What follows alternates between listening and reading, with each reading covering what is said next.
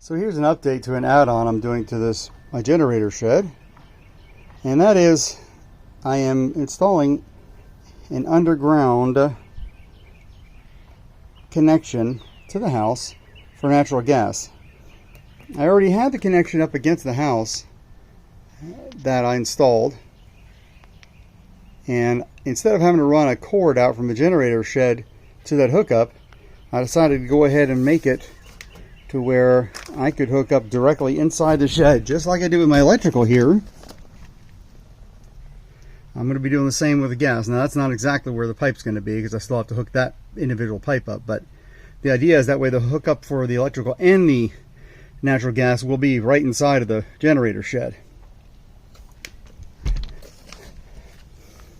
You can see the connection coming from the wall, coming down with poly pipe, and that will be connecting into the shed here. I have to make this connection, but I want to show you where I've been doing the pressure test.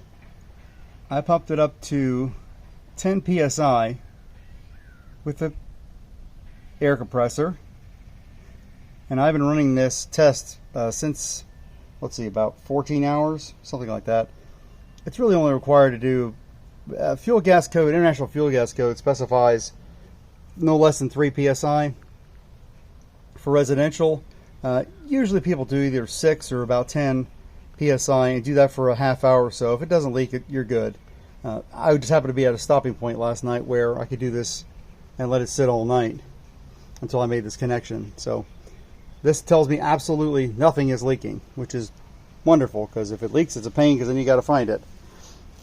Having said that, I would not have put this in just for the generator shed. However, I'm in the process of building a paver patio with a fire pit, which the fire pit will be there. That riser is way above the ground, because the ground will be built up about 15-16 inches where that riser currently is. So even though now it's only a few inches underground, it will be about 16 inches under.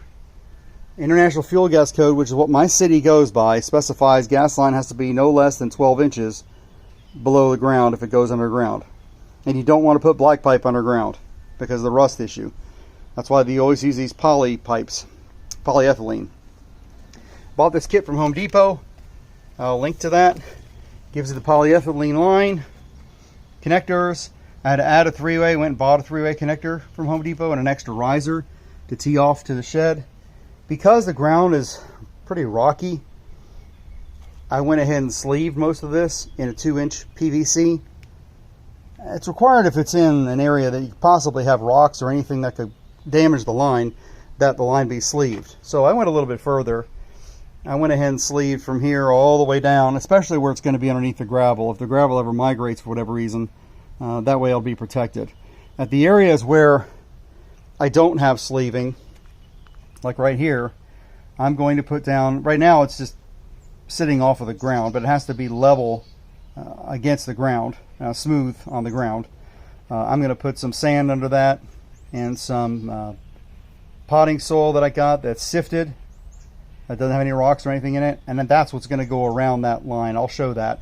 That's what's going to go around that line, just to make sure it has something soft underneath or not rocky underneath and over it as well.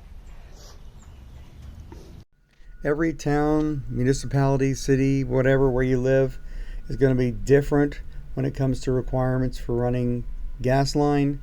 Some areas require that it has to be done by a licensed gas installer, and the permit has to be pulled by a gas installer.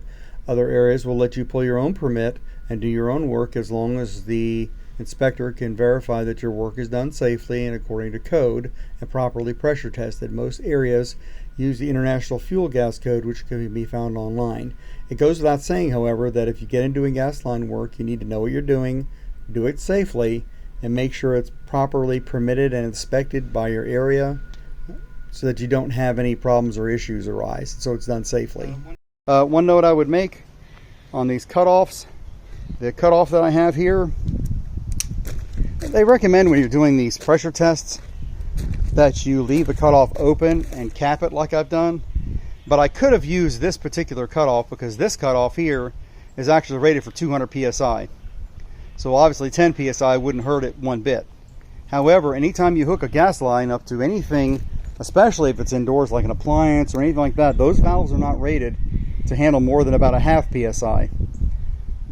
So in that case, you have to make sure that the valves are isolated, that they are not hooked up to the line when it's pressure tested.